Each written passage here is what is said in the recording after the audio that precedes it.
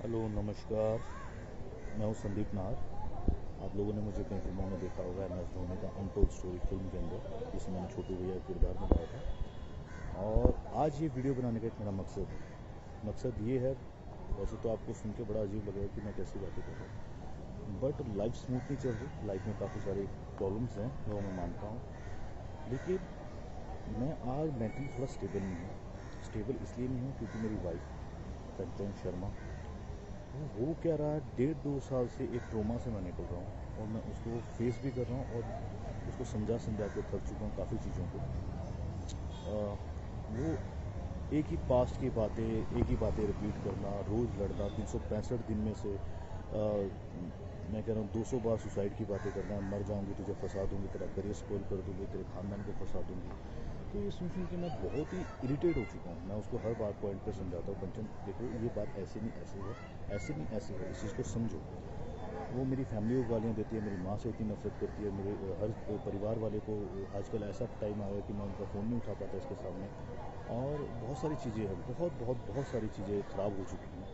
इतनी ख़राब हो चुकी है कि मैं अब ले नहीं पा रहा हूँ। दिमाग में इतना स्ट्रेस इसने दे दिया है। काम को लेकर यहाँ बॉम्बे में स्ट्रेस होता है, हर चीज़ को लेकर होता है, बट काम का स्ट्रेस फिर भी झेला जा सकता है, बट ये औरत का स्ट्रेस है, ये झेलना बहुत मुश्किल हो चुका है। मुश्किल इसलिए हुआ है कि ये काफ़ी काफ़ी ऐसी ऐसी बातें मुझे बोल देती है, बहुत ऐसी ऐसी बातें बोल देती है जिसका मेरी लाइफ में बिल्कुल भी कोई वैलिड पॉइंट नहीं। मैं बोल बोल के थक चुका हूँ। ये मेरा नाम किसी से भी जोड़ देती है। मैं 2 साल से इसके साथ हूँ, 24 घंटे हम साथ में रहते हैं, उठना बैठना हर चीज़ें होती हैं, लेकिन ये कहीं ना कहीं शक का कोई इलाज नहीं होता। शक करती है, हर चीज़ पे लड़ती है, और इसका लड़ना नॉर्मल लड़का नहीं है। ये जैसे साइको होते हैं, मतलब एक होता है शराबी इंसान, वो दारू पीता है और लड़ता है, लेकिन जब उसकी दारू उतर जाती है तो वो नॉर्मल हो जाता है ना। नॉर्मली ऐसा होता है, उसको गिल्टी फील भी होती है, उसको अपनी गलतियों का एहसास भी होता है। बट इसके केस में ऐसा है, अगर ये लड़ती है, उसको कोई बात बुरी लगती है तो वो उसके दिमाग में बैठ जाती है। बैठ इतने गंदे तरीके से जाती है, उसको निकालना बहुत मुश्किल होता है। ये कितनी रातें ख़राब कर देती है। इवन अभी जैन की बात है, जैन में ये घर से भाग गई थी, मैं रात को उसको ढूंढने गया था। ये ऐसे काम करती है और बहुत सारी बातें होती हैं। कब तक इसका वो करूँ। इसकी मम्मी बहुत साथ देती है। इसकी मम्मी का कहना है कि मैं तेरी ज़िंदगी बर्बाद हो, हर तरह के केसेस बताती है, मैं ये केस हो जाएगा वो। एक्चुअली क्या है, इसकी मम्मी, इनके घर में 2 बहनों की भी लव मैरिज हुई है, तो इसकी मम्मी ने इनके दोनों जीजाओं को भी अंदर करवाया था। अभी वो मेरे को बोलती है, हर बात पे अपनी बेटी को बोलती है जाके पुलिस कंप्लेंट करो। किस बात बुनियाद पे? फेक चीज़ों पे, फेक झूठ बोल के आप केस बना सकते हो। ये क्या बातें हैं?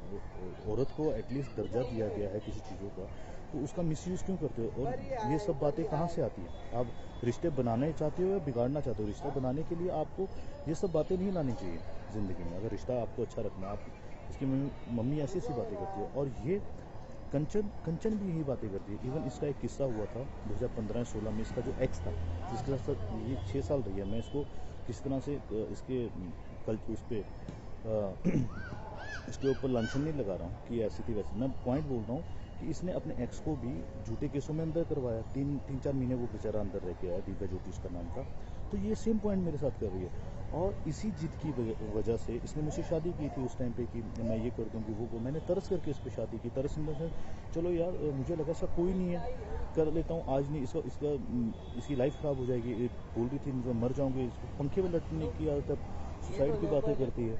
तो उस पॉइंट पे मैंने कर ली। फिर ये मेरे घर आई, ये 2019 की बात मैं बोल रहा हूँ, और उस टाइम पे हमारी बात हुई थी कि यार कि शादी हम कर रहे हैं, बट घर में नहीं बताएंगे, अगर जमी तो चलाएंगे, नहीं जमी तो फिर अलग हो जाएंगे, है ना, किसी को इतना डिस्क्लोज नहीं करते। फिर वो हमारी नहीं बनी आपस में, तो फिर मैं कोरोना की वजह से घर गया था। जब कोरोना की वजह से मैं घर गया था, तो उस टाइम पर इस लड़की ने मेरे घर पे आने की बात की, तो इसको उस टाइम मैरिज सर्टिफिकेट चाहिए था, तो मेरे घर वालों ने अच्छे से इसका वेलकम किया। घर पे आते ही ये वहाँ 5-6 बार क्लेश कर चुकी थी। घर आई, 18 जून को आई थी, आई थिंक जून को आई थी, और इसमें 5 दिन बाद ही, चूँकि उस टाइम कोरोना काल था, तो गवर्नमेंट ने भी बोला था कि आपके घर में अगर कोई बाहर से आता है बॉम्बे से, तो आपको इन्फॉर्म करना पड़ेगा।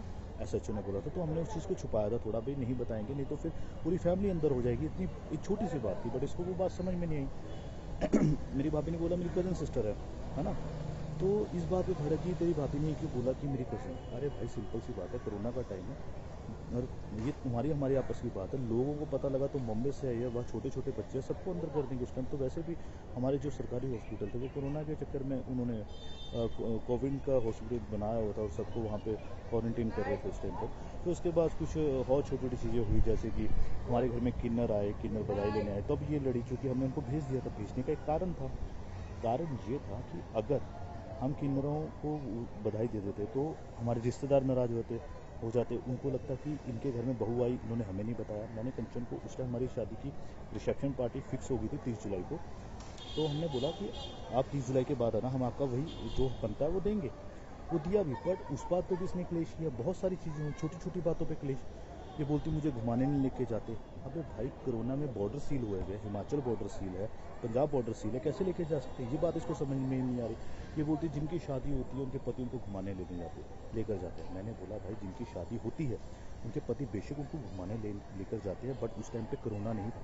अभी कोरोना, अभी थोड़ा सब्र कर लो, बाद में चल देंगे। ये बात उसको समझ में नहीं आ रही।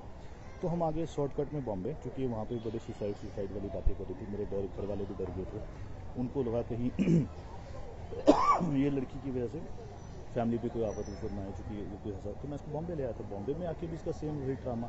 सर्टिफिकेट शादी का मिल गया, फिर भी इसको सेटिस्फेक्शन नहीं हो रही है, एक सिक्योरिटी नहीं मिल नहीं रही है, और हर जगह से मुझे टॉर्चर कर रही है। बस मैं एक बात बोलना चाहता हूँ इस वीडियो के माध्यम से, अगर मैं कोई गलत स्टेप उठाता हूँ लाइफ में क्या, मेरा आजकल मेंटल पीस थोड़ा सही नहीं रहा है, क्योंकि मैं रोज़ झगड़े नहीं ले सकता। सुबह उठो झगड़ा सेम बात पे, जिस पे 1000 बात पहले बात हो चुकी है, लड़ाई हो चुकी है, उस पर फिर अगेन सुबह उठो, दोपहर को झगड़ा, रात को झगड़ के सो। तो मेरे में इतनी कैपेसिटी नहीं, मेरी एनर्जी लेवल इतना नहीं है कि मैं बार बार हर चीज़ों को क्लियर करता हूँ। इसको एक बार बोल के कंचन ऐसा नहीं है, ऐसा बात खत्म हो जाती है। अभी कल रात की बात है, इसने इंस्टाग्राम पे सर्च किया। अब सर्च में कोई किसी का कोई चीज़ दिख जाती है तो उसमें मेरी क्या गलती है? किसी ने मुझे नहीं ब्लॉक किया तो भाई, जब ब्लॉक नहीं किया है तो उसमें मेरी गलती नहीं हो सकती। तुम मुझे बोलो तुम्हें वो पसंद नहीं है, तुम ब्लॉक कर दो, मैं ब्लॉक कर दूंगा। मैंने ऑन द स्पॉट बिना सोचे ब्लॉक किया है। और ये कोई छोटी छोटी बात है, हम स्कूल के बच्चों वाली, मैं इसको बोलता हूँ कंचन, स्कूल के बच्चे भी ऐसे नहीं लड़ते होंगे जैसे तुम मेरे साथ कर रही हो। तो ये कोई वैलिड बात नहीं है। आप वो बात बोलो।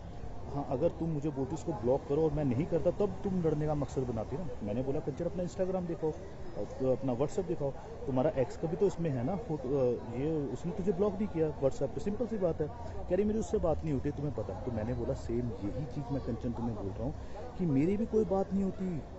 हाँ, मेरे व्हाट्सएप पे तो ब्लॉक है, मेरी भी कोई बात नहीं होती। अगर मैं तुम्हारी चीज़ों को एग्री करता हूँ कि तुम्हारी कोई बात नहीं होती, तो भाई ये चीज़ तुम भी एग्री करो ना मेरे बोलने पे कि मेरी कोई बात नहीं होती।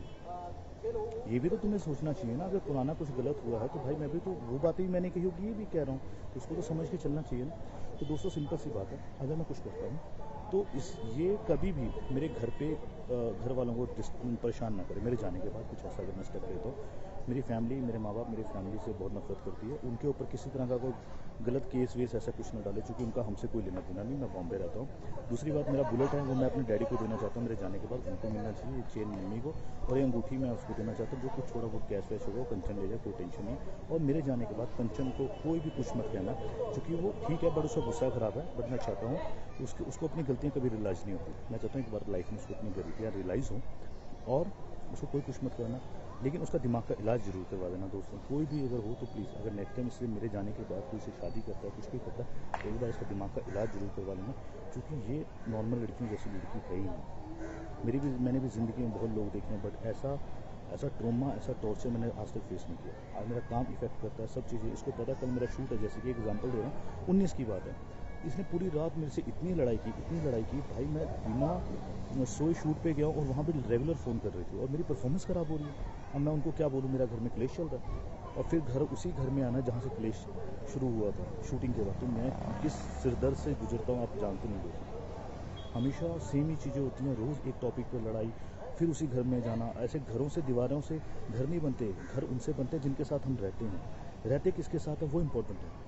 अब ये मैं कितना टॉर्चर लूँ, अब मेरे को घर जाते भी डर लगता है किस बात पे लड़ाई हुई, मुझे पता नहीं।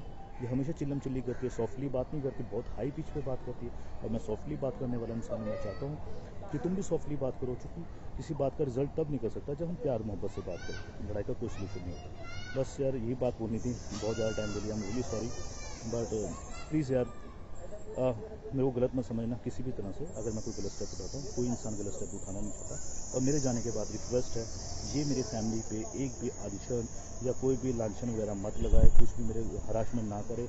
ये इनका कोई लेना देना नहीं है मेरे फैमिली का हमसे, और ये किसी तरह का कोई रिएक्ट नहीं करे। Thank you so much.